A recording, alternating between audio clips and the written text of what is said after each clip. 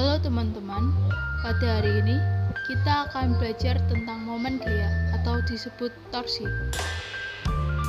Kalian udah tahu belum tentang torsi dan penerapannya?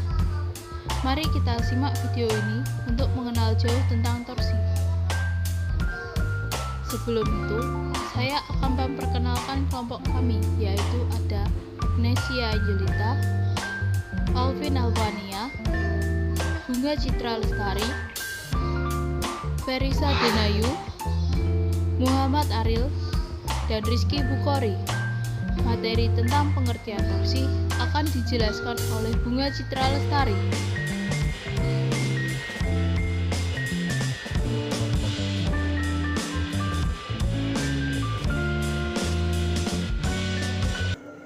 Momen gaya atau torsi. Momen gaya atau torsi adalah suatu gaya yang memiliki kecenderungan untuk memutar suatu benda terhadap suatu sumbu.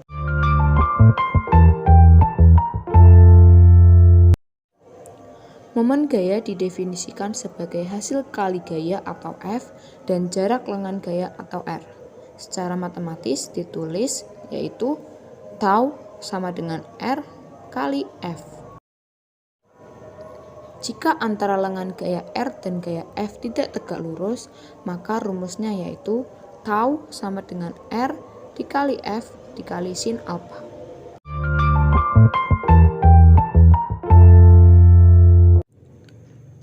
Jika arah putaran torsi berlawanan arah jarum jam, maka momen gaya bernilai positif.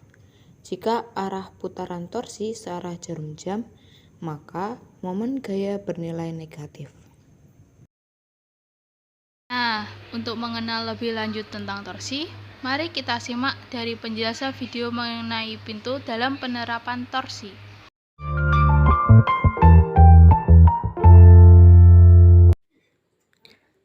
Halo guys, kalian pernah berpikir tidak?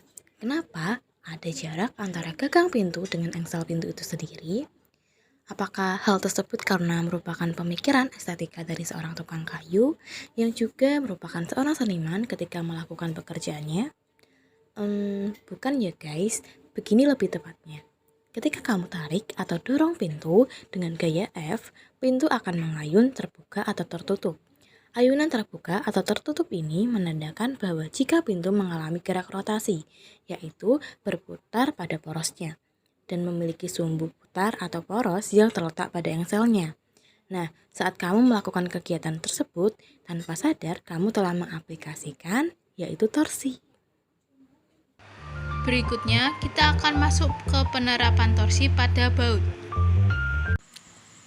Tiap baut atau mur sudah didesain memiliki standar ideal untuk kekencangannya, tergantung dari baut atau mur tersebut.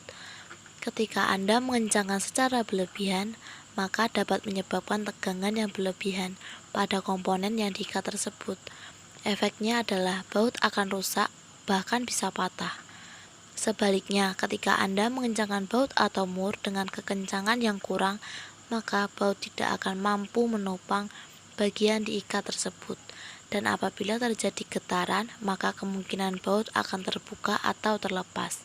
Sehingga untuk menghindari hal ini, Anda perlu menggunakan kunci torsi untuk mengencangkan baut atau mur pada kendaraan Anda. Kunci torsi adalah suatu alat yang digunakan untuk mengencangkan baut atau mur dengan tingkat kekuatan dan tegangan yang telah kita tentukan. Atau dengan kata lain adalah untuk mengukur gaya puntir pada baut dan mur hingga mencapai momen tertentu.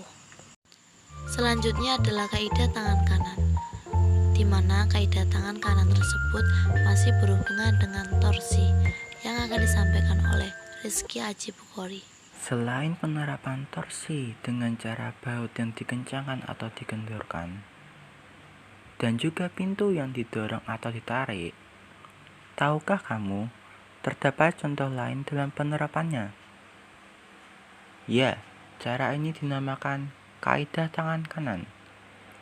Kaidah tangan kanan sendiri dapat kita artikan sebagai aturan menggunakan tangan kanan untuk membantu menentukan arah gaya dan suatu momen gaya atau yang kita bisa sebut sebagai torsi. Gimana sih cara melakukan penerapannya menggunakan metode ini? Mari kita lakukan.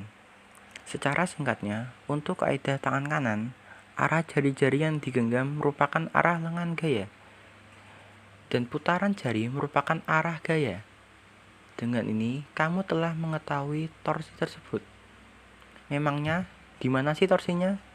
Jadi, arah yang ditunjukkan oleh ibu jari tersebut merupakan arah momen gaya. Jika momen gaya mengarah ke atas, maka momen gayanya bertanda positif. Sedangkan jika momen gaya mengarah ke bawah, maka momen gayanya bertanda negatif. Jika mengarah menjauhi pembaca, maka momen gayanya bertanda negatif. Dan jika mengarah mendekati pembaca, maka momen gayanya bertanda positif. Lalu, bagaimana jika arah rotasinya searah dengan putaran jarum jam atau sebaliknya? Dengan adanya penggunaan aturan tangan kanan, kita juga bisa menentukan arah dari torsi tersebut. Misalnya saja, kita membuat rotasi dari benda atau objek searah dengan putaran jarum jam. Maka ibu jari kita akan mengarah menjauhi dari pembaca, maka tanda torsinya adalah negatif. Sedangkan jika arah putarannya berlawanan jarum jam, maka ibu jari kita akan mengarah pembaca, maka torsinya bertanda positif. Agar kalian lebih paham mengenai torsi, yuk kita simak beberapa contoh soal mengenai torsi yang akan disampaikan oleh Adel Fariza.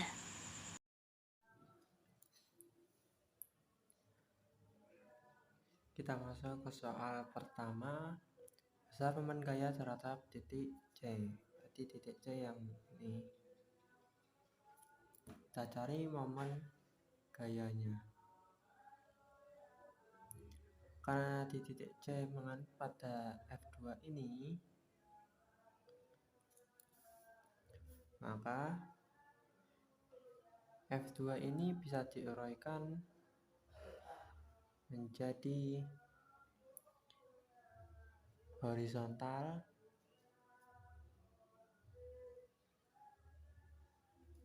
dan vertikal.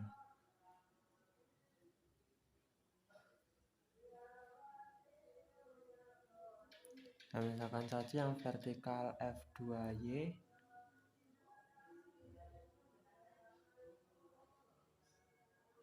yang horizontal F2X.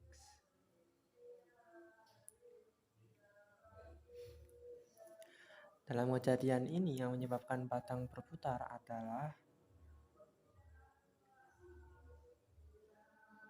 gaya yang arahnya tegak lurus terhadap batang. Jadi yang kita gunakan adalah F2 ini. Sehingga untuk mencari besarnya F2,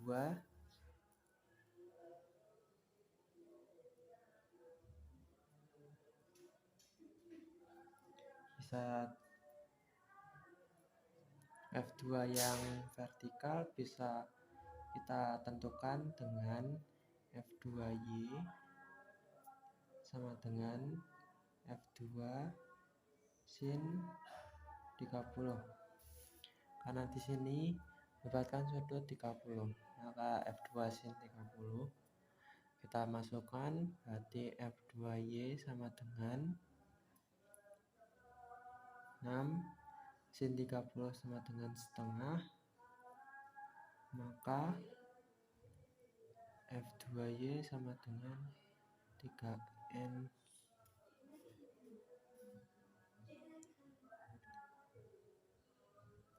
sama dengan 3N. Momen gaya yang berpusat pada titik C.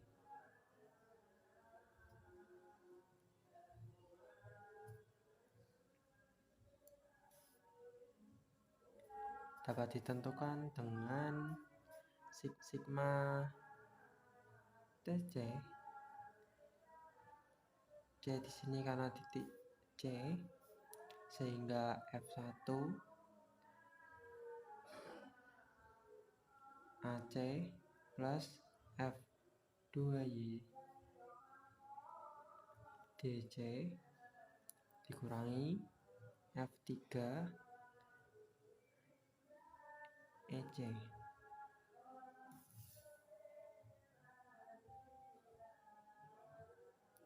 sehingga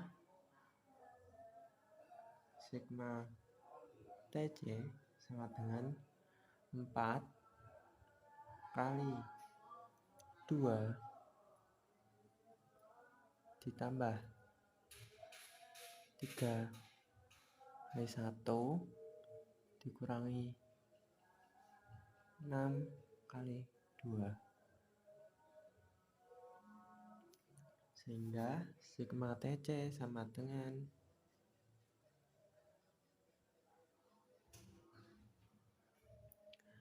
8 tambah 3 dikurangi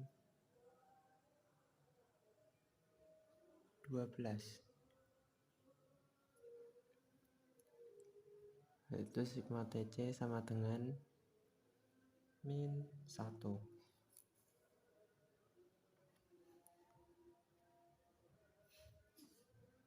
Dengan apa satuan.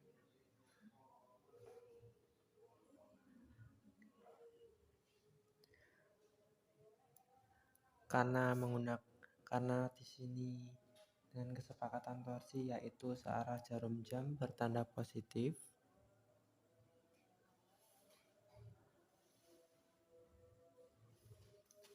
dan berlawanan bertanda negatif.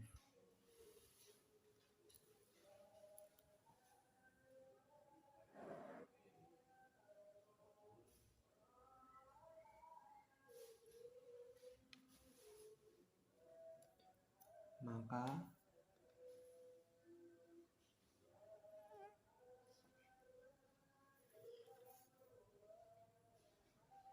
besarnya momen gaya totalnya adalah